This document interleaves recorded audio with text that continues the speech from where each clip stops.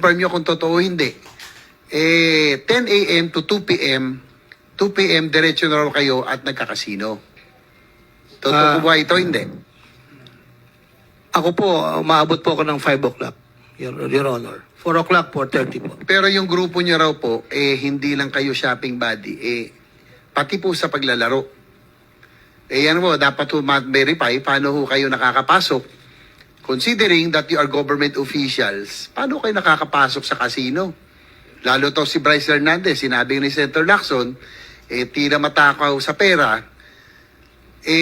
Pag magpataya daw to, Mr. Chair, isang taya, 5 milyon, parang baliw, hindi natatakot. I mean, walang kaba-kaba. Do you confirm or deny, Mr. Alcantara, Engineer? Your Honor, hindi ko po alam kung magkano tinataya niya dahil hindi naman po kami magkasama sa table. Inaamin ko po, ako po'y nakakapasok sa casino, Your Honor.